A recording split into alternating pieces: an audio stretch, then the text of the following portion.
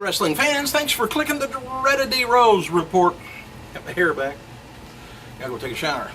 But before I do that, I want to get some of these. I missed the last couple of days of putting a report on here, so I got a lot. Sit down and relax. A lot of it's good. Regarding reports around online network about WWE details, WWE has released the following statement this morning. They said, in addition to not being able to confirm the timing of WWE launch of the network, WWE is still considering all options for distribution, pricing, and role of pay-per-view that's going to be on it. So, see, I think it would take off if the pay-per-views are going to be on there. Now, maybe they'll be on a delay or something, I would think, but Justin Labar of WrestleZone is reporting that WWE has launched a target date of February 24th for the network, which is the day after Elimination Chamber pay-per-view. This confirms a previous report by PWI Insider, by the way, but Labar's sources provide him with a little extra tidbits. The initial price point, now this is all speculation now and rumor, is going to be between $10, $12 a month range, and with the sign up being for 6 months. So you got to do at least 6 months, you know. But if that's going to save you a ton of money in those 6 pay-per-view periods too, paying $40 and $50. See, I don't think that would be. It won't be. They would be cutting their own throat if they did that live. So I think it's going to, or streaming or anything. So I think it'll be on somewhat of a delay. I don't know whether it'll be a 1 day, 1 week, or whatever. But anyway, you'll be able to watch WrestleMania 30, it says, on the network, with the plan still being reported for every non-WrestleMania pay-per-view airing on the network in the future. So it won't be a channel television. Now, by the way, it says it's going to be an app-like service along the lines of, let's say, Netflix. And you'll be able to watch online on devices like, TVs, PS3s and 4s, and Xbox 60s, 360, and Xbox One, and so on.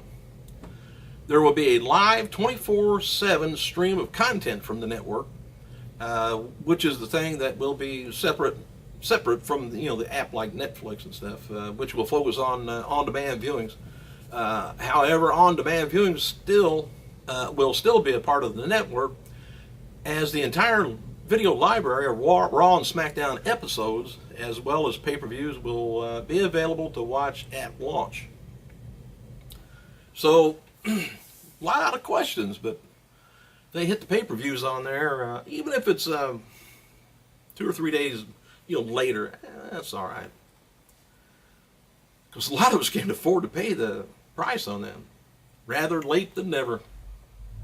Anyway, as WWE nominees for the SLAMMY Awards for Match of the Year is up for grabs, with Undertaker taking on CM Punk, WrestleMania 29, also at 29.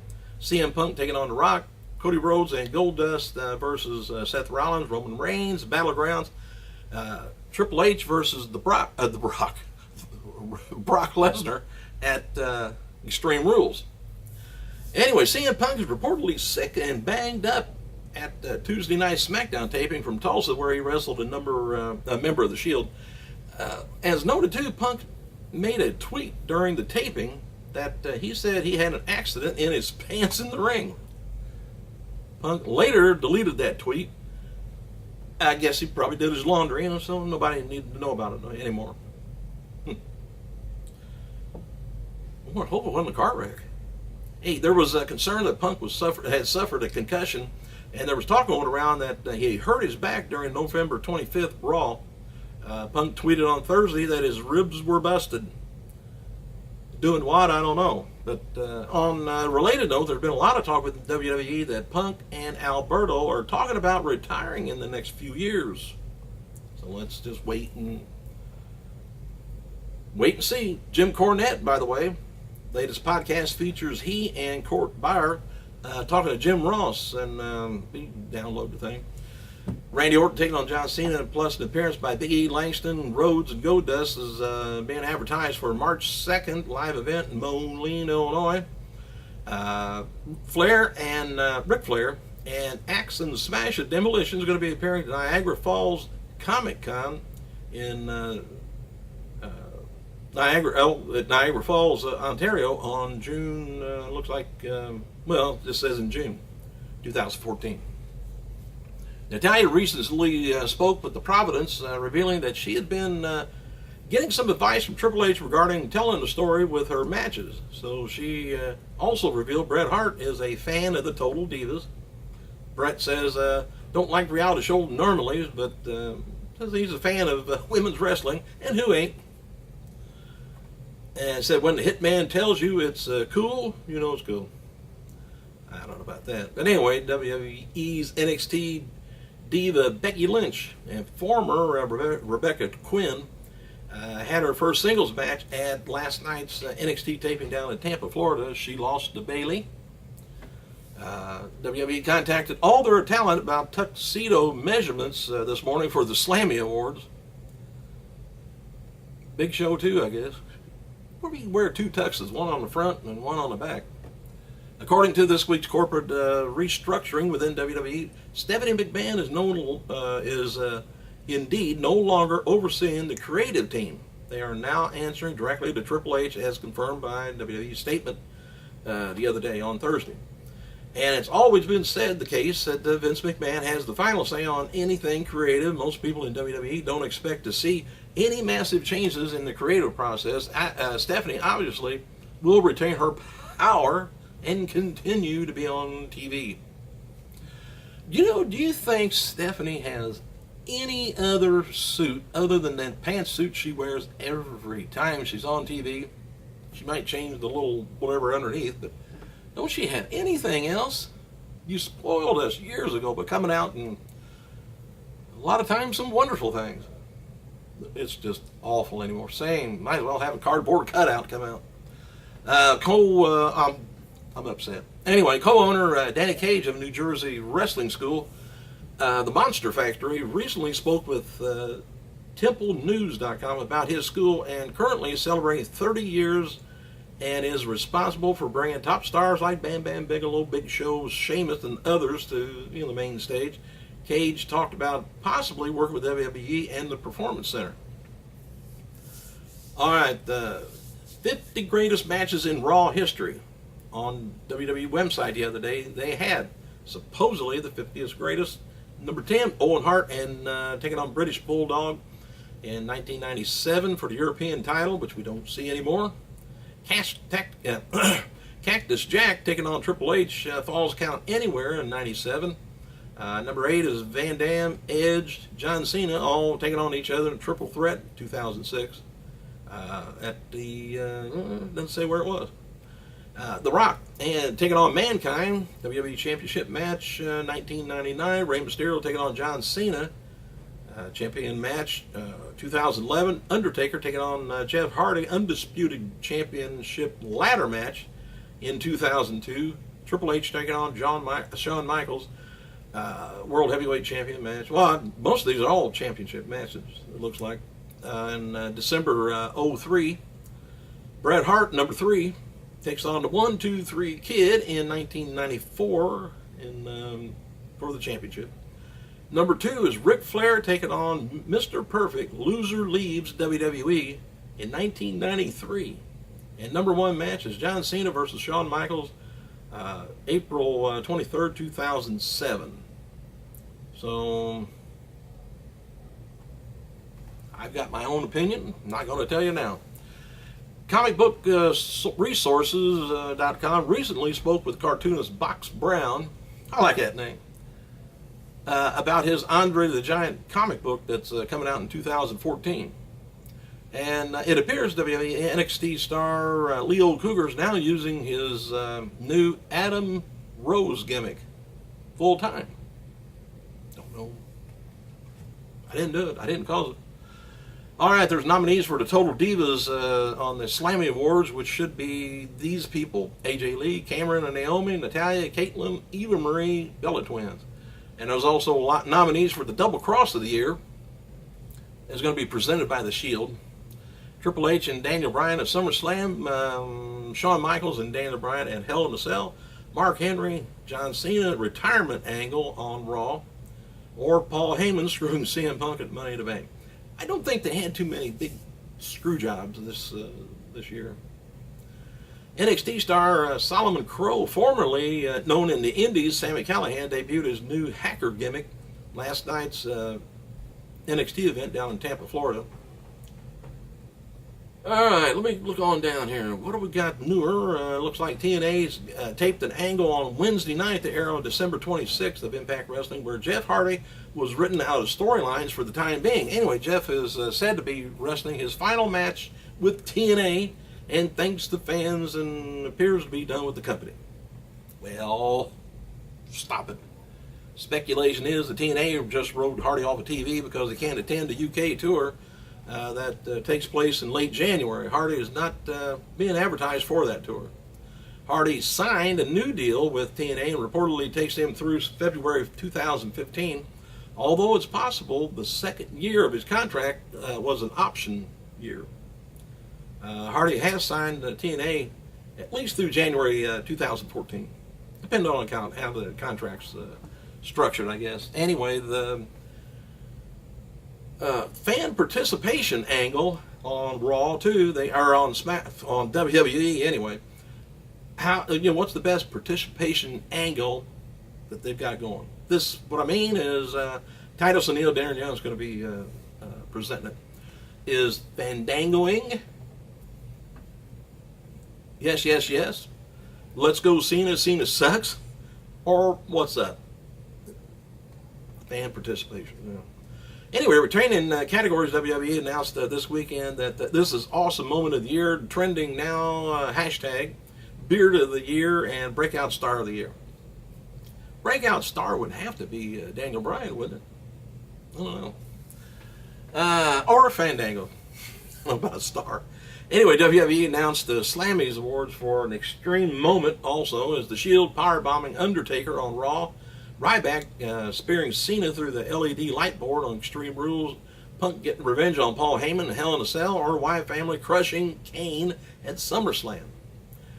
All right, what else have we got here? WWE is going to be announcing SummerSlam 2015 is coming Tuesday from Santa Clara Convention Center in California. The San Francisco 49ers NFL team were the key to getting the bid, and WrestleMania 39 is going to be at the Levi Stadium, while the Hall of Fame will be taking place at the SAP Center, San Jose, California. And NXT star Alexander Ruzov worked last night's NXT in Stockton, California. Well, it wasn't. He worked a live event, not NXT. Well, he's the star down there, though. He cut a heel promo before the match, defeating Zack Ryder by submission in about 7 minutes. NXT star Diva Lana, who acts as Ruzov's manager, was not with him last night and is not on the road with him this weekend. You keep up with NXT on the internet. Former Kelly Diva star and Maurice reunited this weekend for a convention in Pittsburgh, and they did have some pictures on the internet that are just wonderful. They're like checking each other for heartbeats or something. I don't know. It's kind of enticing. All right, Bella Twin's going to be appearing at the grand opening of Sugar Factory in Las Vegas. I think that was last night. Happy birthday to WWF star Curtis Mr. Hughes at 49 years old, and ECW Hack Myers, 40 years old.